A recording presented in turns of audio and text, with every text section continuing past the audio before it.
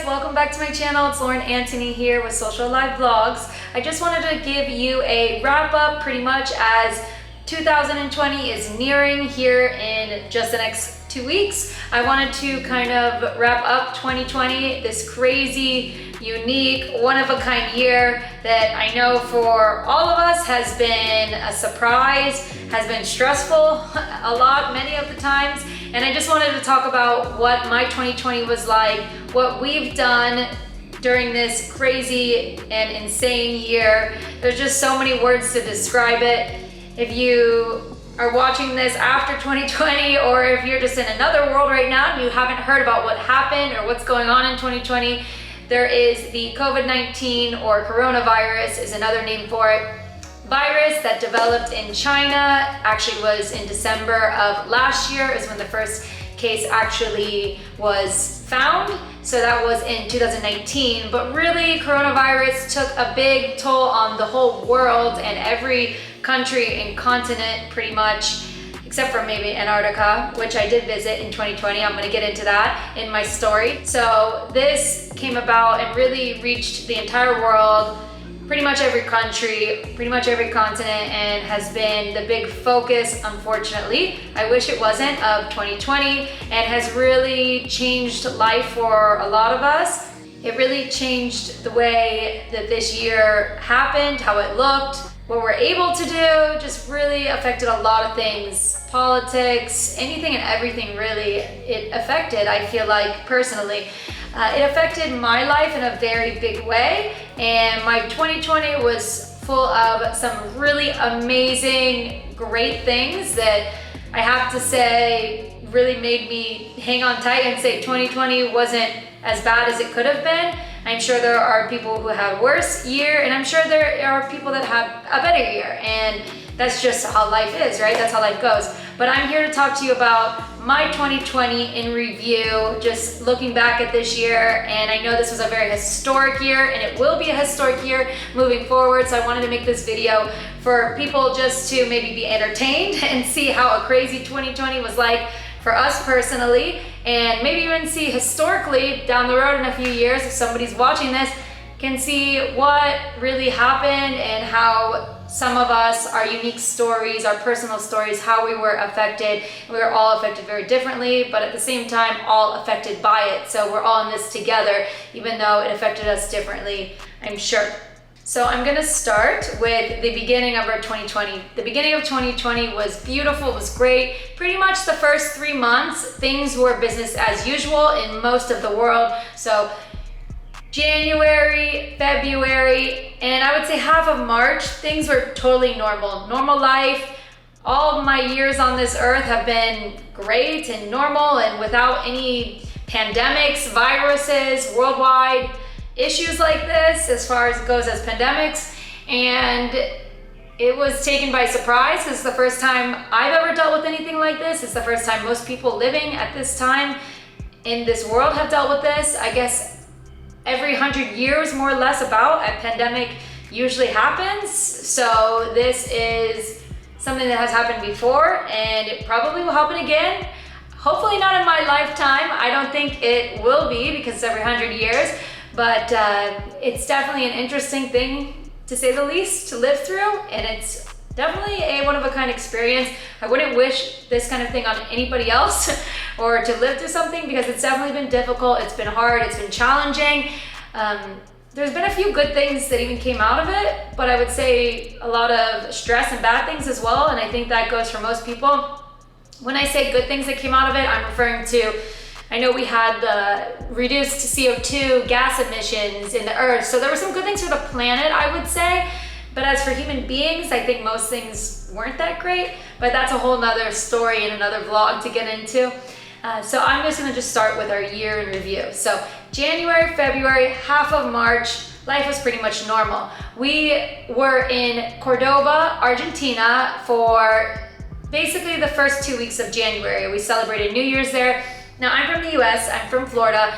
How did I get to Cordoba, Argentina, on the other end of the world? If you're not familiar with Argentina or the US is in North America, and then it's pretty much the most northern country other than Canada. but it's very far from Argentina. Argentina is the very last country next to Chile in South America, so it's quite a distance away on the other side of the world, literally. And we took a cruise at the beginning of December in 2019. It was an 18-day cruise, and it took us from Fort Lauderdale, Florida, where I am from, where I was born and raised, and it took us all the way down during an 18-day cruise, stopping in the Caribbean, Brazil, Uruguay, all the way to Buenos Aires, which is the capital of Argentina. So we ended up there, and then we drove to Cordoba, because that's where Christian is from originally. And we went there, we spent New Year's and Christmas with friends and family, and then we decided to buy a car in Argentina. Since Christian is from Argentina, he can legally buy a car there. I'm from the US with an American US passport, so I cannot buy a car in Argentina. And that's just a little tip for you guys going with this story. If you're not from Argentina, you can't buy a car from Argentina. So just a fun fact to know, but he could because he is from there with an Argentinian passport, an Argentinian citizen. So we bought a car and we decided we were gonna do this huge big trip. We were gonna drive from the most southern point of South America, which is Ushuaia, Argentina, a small city.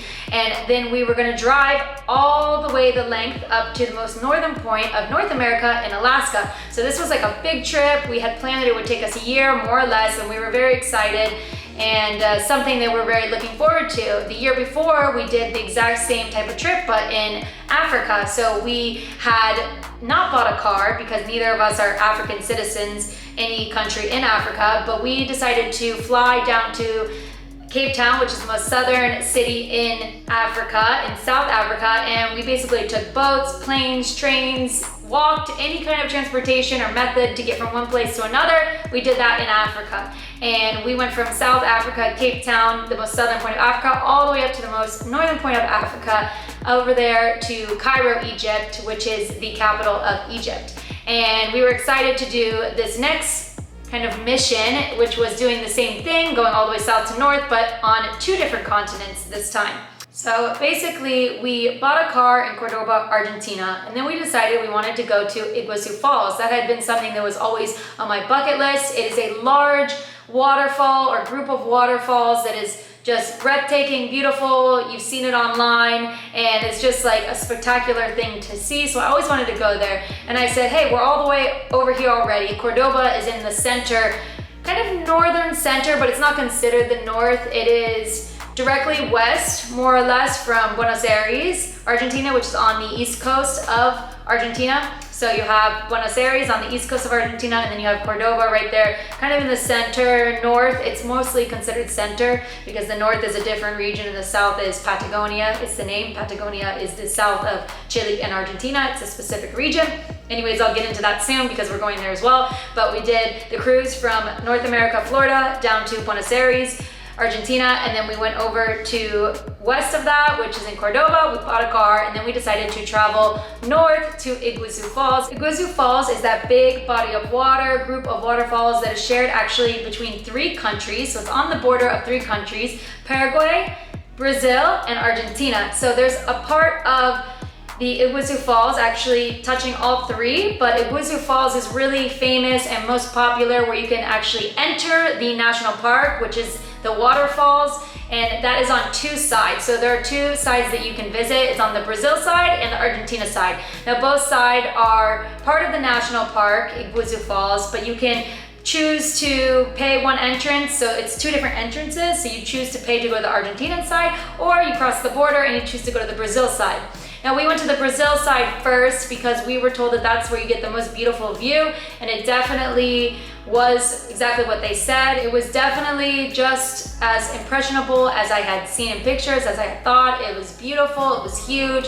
It had this big strength that I can't even explain. You have to see it in person, this big body of water that was just so powerful and it was amazing. So that was great, and we got a lot of video that's gonna be coming up very soon. I still have to share on this channel, so look forward to that. And this entire trip, actually, our whole 2020 is on YouTube. Some of it already is up on our channel, so definitely check out past videos, and some is still to come. So this main part of the trip here that I'm talking about in South America, and even our cruise, our 18-day cruise from North America, Florida, down to Argentina and South America, is also going to be on our YouTube channel very soon. We're just working on doing the videos, and just so much going on. We have so many cool videos, so we're trying to get them out as fast as we can, but we have a lot of content. So stay tuned. Make sure you subscribe to this channel if you're not already subscribed so you don't miss it and you know as soon as we upload those videos and when you have the time to watch them.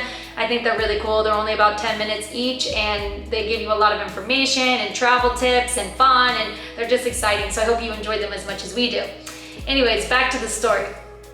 So we visited the Brazil side of Iguazu Falls. It was amazing. And then we decided we were going to drive down to Ushuaia. So we were going to begin our trip down the entire length of Argentina to the very last city. Now, let me just backtrack a minute because I forgot to mention one thing. After we took that cruise from Florida down to Buenos Aires, Argentina, and then we drove over to Cordoba, Argentina, we drove all the way up to Iguazu Falls where we met Brazil border, and we crossed the border to go to Brazil and see Iguazu Falls. Now on the way between Cordoba and Brazil, Iguazu Falls, there are a lot of little cities in Argentina that you can stop and see on your way. It's a very long drive. It took us about 17 hours total, more or less. So we did stop in little cities along the way, and they were all very beautiful, and it was just a nice experience to see different cultures and different areas in Argentina. They all have their own little, feelings and cultures and spices, I should say. So it was nice to see all the different little cities in Argentina before we got to Iguazu Falls. After Iguazu Falls, we decided to drive over back to Buenos Aires. So we went from Iguazu Falls. We actually stopped on different towns in Argentina on the way because, again, it's a very long drive and we drove ourselves, just me and Christian. So we went all the way over to Buenos Aires, so back to Buenos Aires, and we spent a little bit more time there because when we first arrived on the cruise, we didn't spend any time there. Even though I had been to Buenos Aires previously, it was now my third time in Buenos Aires. The first time we went just on a trip, vacation. The second time I went just to reach the port and get to Cordoba, and now I'm actually gonna go back and spend a little bit of time for my second time actually spending time there in Buenos Aires. So we spent a little time there, and then we decided to drive the entire length of the east coast of Argentina, all the way from Buenos Aires down to Ushuaia. And we stopped on a lot of different cities on the way down because, again, Argentina is a very long country and it is very long to drive. So we stopped in all these little cities, and when you reach the middle of Argentina and you start going south, now you've reached Patagonia. So we were stopping in all these cute little towns. They're very little cities and little towns that all have their own little personalities, but they're pretty quiet, pretty chill places, not a lot going on, but very kind people, very peaceful and very beautiful. And there wasn't much to see other than a lot of different fauna and flora, and it just was a very unique kind of terrain. So I think just that alone is worth taking a look at, and we recorded all this so you'll see the videos exactly what Patagonia looks like on the Argentinian side. So it's interesting all in itself, just that. So we drove all the way down to Ushuaia, stopped on a bunch of little cities on the way down. Once we got to Ushuaia, we stayed there for a while. I personally loved Ushuaia. Ushuaia was another one of those big bucket list things for me. Next to Iguazu Falls. After Iguazu Falls, Ushuaia was my bucket list thing, I would say, on this trip first. So when we got to Ushuaia, we spent a little time there. We did a lot of different things. We went and visited the penguins. We got to walk with the penguins, is the name of the tour. And that was amazing. That was really cool. We did so many fun things. We went hiking in the mountains. Ushuaia is like this little town covered in mountains, surrounded by mountains, and also right on the water. So you have like the water, and then you have the little town, and then you have mountains all in the backdrop. So we did hiking, and it's just so beautiful. You have a little bit of everything. It is a little bit of cold, and we did go in summer. So this is January, February time now, and it was still a little bit cold, but this is their summer. And we just did a lot of really fun things, and Ushuaia definitely lived up to my expectations. I loved Ushuaia, and I'm actually looking forward to go back here in a couple of weeks. So hopefully that will be on YouTube very soon. Stay tuned. After we spent a few weeks in Ushuaia, I was so sad to leave because I just fell in love with Ushuaia. It was even better than I had expected, and I already had pretty high standards for it, and that usually doesn't happen. Usually when you set expectations, they're usually not met or not exceeded, is what I've learned from traveling. When you have no expectations, it usually ends up being better. But this one I did have expectations for. You always hear about Ushuaia. It's kind of a popular, famous town, especially for being the most southern town of the world, or they call it the southern point of the world. The most southern point of the world is the name of it. There's different ways to say it, but you get the point. And it definitely exceeded my expectations, so I really, really liked that. After a very sad goodbye to Ushuaia, we decided to drive over to Chile. So we went up and just over, you have to go back up. You can't just hop over because it's like a group of islands all the way down there in South America at the very end of the world, or the last point. So we had to drive back up a little bit and cross over the border to Chile. And we went to their most southern city in Chile, and that is called Punta Arenas. So when we got to Punta Arenas, we had already planned just a few weeks prior that we were gonna do a cruise to Antarctica. Now this was a big surprise because Antarctica had never really even been on my bucket list because I'm from Florida and I like heat, I like hot places, I'm not a big fan of the cold, but I figured, hey, I'm all the way down here already, let's just do it. It will be my 7th and final continent that I need to go to, so that's pretty cool also. So we decided to take a cruise to Antarctica. So the cruise to Antarctica was supposed to be 16 days originally. We had an amazing time. We crossed the Drake Passage. If you're not aware of it, it is basically that big body of water in the world that is between the most southern part of South America in general, and Antarctica. So it's called the Drake Passage, but people call it the Drake Shake because it's a very rough area and there's huge waves, and it was an adventure all on its own. Just crossing that area can be very dangerous, so you have to go with a ship that is, you know, big and prepared and can withhold and withstand those big waves.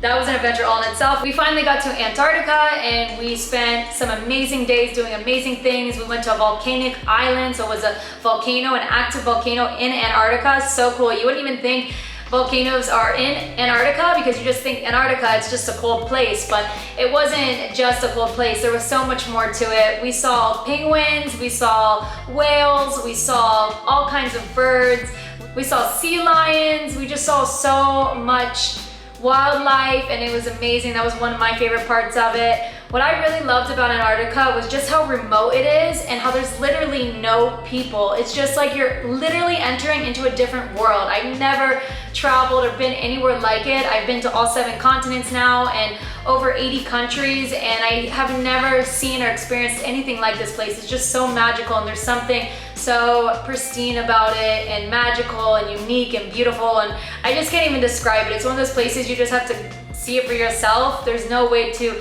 put this kind of magic into words, but I really, really loved it. We had the most amazing trip. Now this is where things get a little bit crazy in 2020. So March 16th was the day that we were supposed to arrive back in Chile. Also, talking about the car, we left our car in a parking lot, a paid parking lot, where we had paid the guys to watch our car, to keep our car in Punta Arenas, that town, the most southern town there in Chile, while we went on this 16-day cruise in Antarctica. So the day that we were supposed to get back into Chile, we were actually pulling up to Punta Arenas and we were ready to undock and go get our car, and this is where our big journey was really supposed to start, going all the way from the most southern tip of South America all the way driving up to the most northern tip of North America.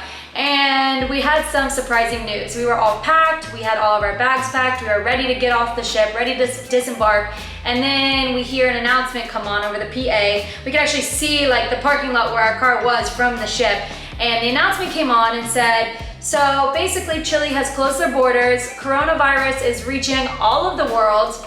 We didn't even know this was happening because we were on a cruise, we were having fun, we were on these adventures every day, and next thing you know, it's like coronavirus is all over the world. It wasn't like that when we left 16 days ago. So we were told that we couldn't get off the ship. Chile had closed the borders, would not let anybody into the country. We're all foreigners, pretty much. I think there were a couple Chilean people, but they were people that worked on the ship. So they did let them get off of the ship, and they were allowed back into Chile. So they had like a small boat come for them, pick them up, take them off the ship, and then bring them to Chile. But there was no way around it. We tried every possibility we could to try to get off the ship. Our car is there, it's parked, we left it there, and we just wanted to get to our car at least, you know, wanted to get into Chile. That was our plan. So this really messed up all of our plans. They refused. They wouldn't let anybody off the ship. So basically we sat there for a few days trying to figure out, well, what are we doing? Are we gonna try to find somewhere else to go? Like, we're just kind of stranded basically on a cruise ship now, sitting in the port of Punta Arenas in Chile, and they won't let us in. So the captain came on the announcement every day, every couple hours, was giving us updates. Everybody was very confused. Nobody knew what was going on. What were we gonna do?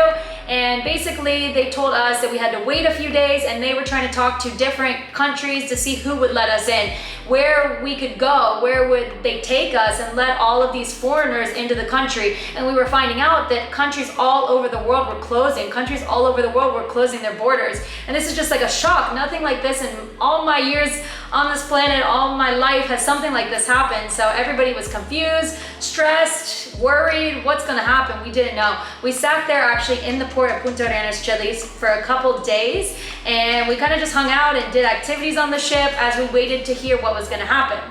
And after a few days sitting there waiting on the ship in the port of Punta Arenas, Chile, we found out that we were not going to be allowed into Chile. Even with a lot of time and negotiation and effort, it was not going to happen. They refused.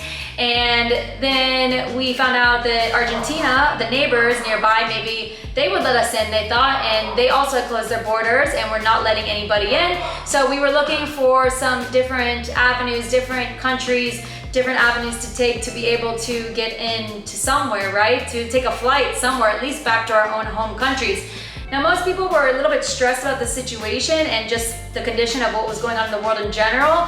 But they were okay knowing that, okay, well, we're just gonna go into a new country, the ship will take us there, and then we're gonna fly home from there. We're gonna go back to our country. That was the plan. We get everyone off the ship and we just put you on a plane and you go home. But for me and Christian, it was a little more complicated because we just bought a brand new car a couple weeks prior, and we were gonna do this big trip, and we just wanted to go get our car, and our car is sitting in a parking lot that we only paid for 2 weeks to use it, to keep our car there. And you know, there are also other issues with owning a car and just leaving it or abandoning it, even though it was against our own will, in anywhere, but especially in a foreign country. So it was just very complicated, and we tried everything we could to get off that ship, and they just would not let us. And it wasn't the cruise that was not letting us, it was Chile. So we had that issue. In the end, the ship and the company itself of the cruise line made negotiations after several days that we were gonna go to a place called the Falkland Islands. Now, this is a group of islands. It's a small country, small group of islands just east of Argentina, all the way near Patagonia in the south. And they were gonna accept us under the condition that we get off the ship immediately onto a bus that was already arranged for us and directly to the airport. Nobody on the ship was allowed out, allowed to stay in the Falkland Islands. Those were the only rules. We even tried to see if we could get into the Falkland Islands and stay there and just hang out there until the borders open and we could fly back to Chile since it was so close to get our car. But it wasn't happening, and they were not gonna let us do anything like that. So after a few days, it actually took about, the whole ordeal took about 2 more weeks with the waiting in the port of Punta Arenas, Chile. The actual journey, we had to go all the way back through the Drake Passage, around Chile and the tip of Argentina, all the way over to the Falkland Islands. And you have to be careful and go slow because of the rough seas and the big waves. So this took us in total another 2 weeks just to get to the Falkland Islands, between getting there and also waiting around and trying to figure out what we're doing. So it ended up being that we were on that ship from 16 days, which was originally supposed to be, to a whole month. So we spent a whole month on that ship. Of course, they did take care of us. They fed us. They tried to keep us busy with activities. So it was still nice. I mean, it wasn't the worst thing to be quarantined on a cruise ship. We still had, you know, free roam of the cruise ship because everybody on the cruise ship, nobody got sick. Everybody was feeling fine. So everything was still normal, other than we were just on a cruise ship basically for 2 weeks with nothing to do but hang out with each other and do activities and eat. So that's what we did.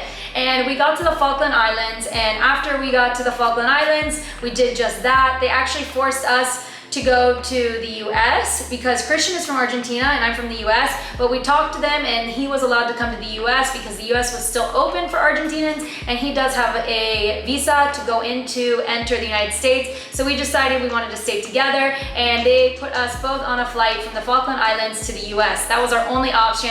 As much as we tried to go elsewhere or get off somewhere or stay in another country, it just wasn't happening. And this is when coronavirus was really happening, and it was like a big thing, and everybody was confused and scared, and nobody really knew how to control it. So that's what was happening. It was a big deal. It still is a big deal now here in December of 2020, and that was, you know, 9 months ago. But There was a lot more unknowns then. Now we kind of understand how this virus works and everything, and a vaccine just came out and is actually being distributed. So people actually are receiving the vaccines already, so that's a good thing, but of course it's probably gonna take some time still. So we still got a little bit to go, and I think it's definitely gonna go into 2021. It's not over yet. We're still dealing with it. But I also just wanted to mention, I did a video from the cruise ship on what it was like being quarantined on a cruise ship, because that was such a big thing that we were not in our own country. We were on a cruise ship, basically stranded in the middle of the ocean, and that was a big deal on its own. When most people were on lockdown and stuck in their own country, at least they were home, you know, they were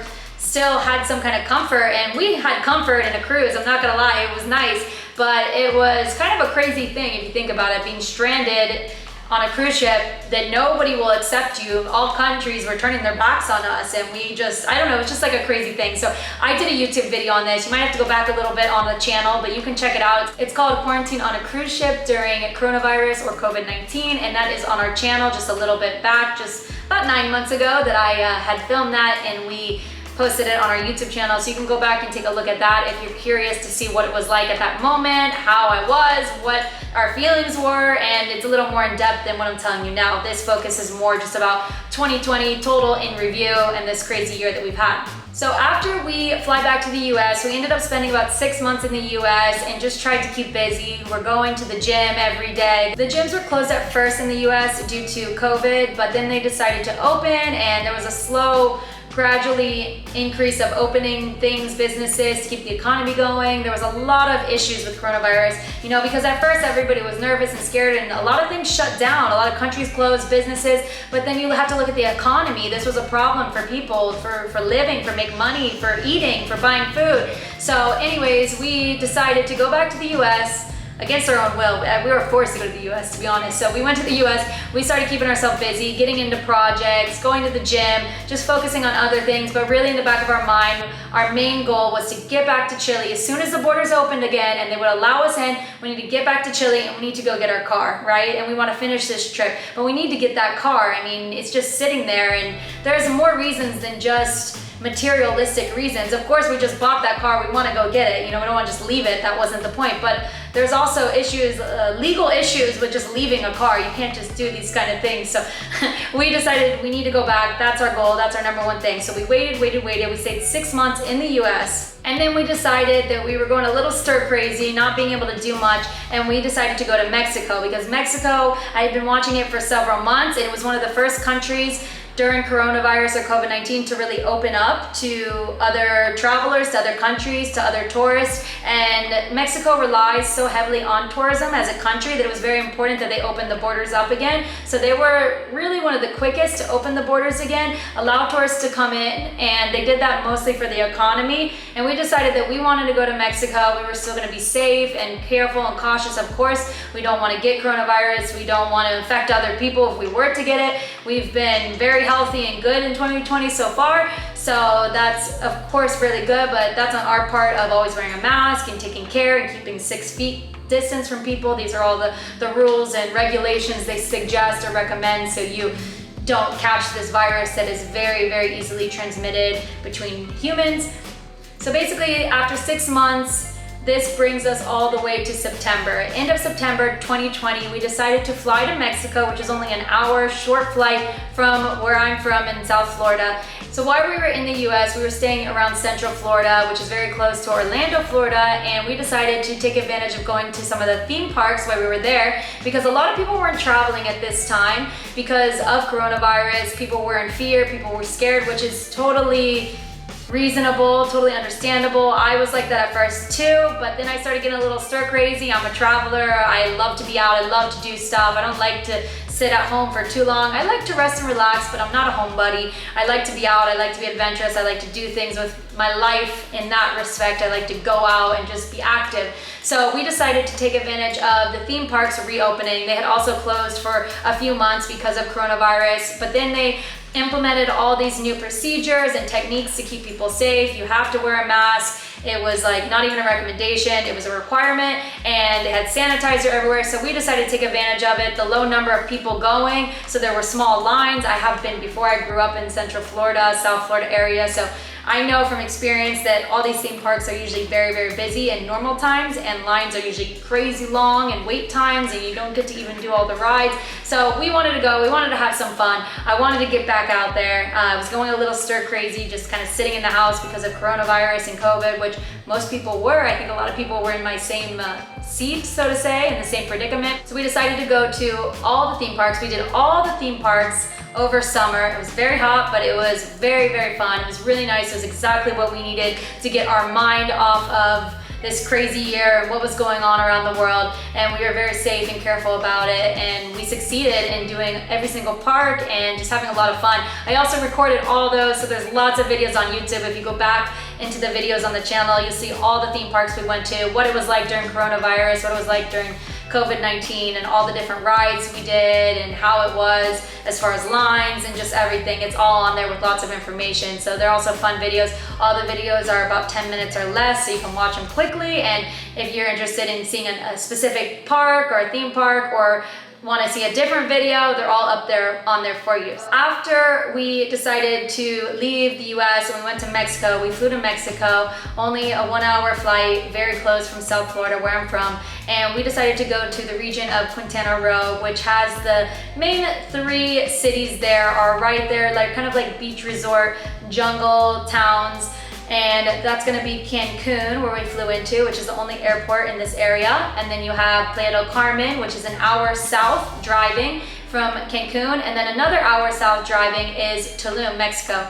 So we basically spent 3 months mainly traveling, visiting, and living between these 3 cities, Cancun, Tulum, and Playa del Carmen, which are all unique in their own, and I also did videos about all of those, so you can see everything I'm talking about on the YouTube channel. If you just go back to the list and you look at the different videos, you can find what you're interested in, what you're looking for. You can watch all those videos as well, where I go further in depth and in detail with all these different places I'm mentioning. But we also did a couple of road trips because we rented a car in the beginning of our 3 months here in Mexico, and we went to Mérida, which is a town that is northwest of where we are in Quintana Roo, and we stopped along the way and we did Valladolid, and we went to different cenotes, and we went to Coba, where the Coba ruins are, ancient Mayan pyramids, and we just did so many things. We also visited Chichen Itza, which is a 7-world wonder, and it's a place that I've always wanted to go, so that was a big bucket list place for me as well, and we were able to do that, so that was really cool.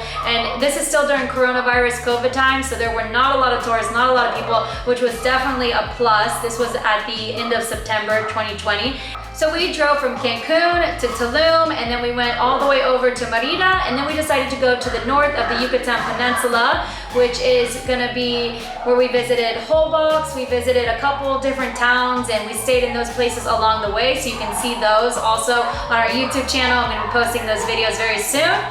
So after we did all these driving around to all these different towns here in Mexico, we decided to settle down for a little bit and stay in one place, and we moved to Tulum for about a month, and then we went to Playa del Carmen. We lived there for about 3 weeks, and then we are doing our last and final week here in Mexico in Cancun, where I'm coming to you live right now. That's also why you hear a lot of dogs barking in the background, because this is Mexico, and in all the world dogs like to bark, but for some reason, I feel like dogs here like to bark even more.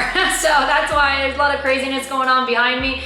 But yeah, I'm coming to you live right now from Cancun, and we only have a couple more days here. And then right before New Year's of 2021, right after Christmas, we're gonna be flying to Chile. Finally, we found out about 3 weeks ago that Chile opened their borders after 9 months since we first were on that cruise and couldn't get in, and we left our car sitting there in Punta Arenas, Chile. Chile finally decided to open up their borders 9 months after coronavirus really hit them and hit the world. So we are hopefully gonna be back in Chile right before New Year's for 2021, and we'll be spending our New Year's in Chile for 2021, and it's just bittersweet. It's been a very, very long journey. That's basically our whole 2020 wrapped up in a nutshell. It was very crazy, it was very intense. We had very amazing, beautiful moments and beautiful experiences, such as going to Antarctica, which is now my favorite continent out of every continent that I've been to, which is all 7 of them, and I just love that so much, and that was just amazing. You know, I couldn't change that for the world. But then I've also had some really crazy things like coronavirus and not being able to get the car and the stress of, you know, being quarantined and being stuck in one place, which is so not me and against my character. If you know me or if you watch these videos, I think you can tell. But again, great things as well. Spending time in Mexico has been really fun. We had a good time here. We had a lot of fun, a lot of things that we did, new things. I checked off a lot of bucket list things still. Chichen Itza, Iguazu Falls, Ushuaia. So we had a lot of really good experiences, really good experiences, but we've also had a lot of really bad experiences, as you can see from my story. So I basically just wanted to sum up our personal 2020 for you. I'm actually curious how your 2020 was. If you were around, if you're watching this video now, drop me in the comments, write in the comments what you did for your 2020. I want to hear a quick summary, or make it as long as you want to, as much as they'll allow you to write. What was your 2020 like? What did you do? How did you feel? It's very interesting to me. I think we're all connected in this, and we always will be, and I want to see how you spent your 2020. What were beautiful moments you had, and what good maybe came out of it, or what good things happened to you this year, and what bad things happened, or how did this affect your life? How did coronavirus, COVID-19 affect your life in a positive way or in a negative way? And we've all had negative and positive effects in our life, but especially in 2020, it's been a difficult one. So I'm really curious to hear how your 2020 was. So write to me, drop me in the comments here on this video below. What was your 2020 like? Give me a summary. I want to hear it all. I want to hear all the details. And I hope you enjoyed this video. I hope it gave you some insight into what 2020 was really like. It's really just one story, one personal story. It took a big effect on us, and again, we had some really great things happen to us, like the theme parks was really fun, and that was great to go during coronavirus, I'm being honest. But in the big picture, we had some pretty bad things happen that were very stressful. Anyways, so I just wanted to let you guys know how our 2020 was. I hope you enjoyed this video. Again, drop me a comment. I want to hear how was your 2020, and we will see you for the next video. See you in Chile, 2021.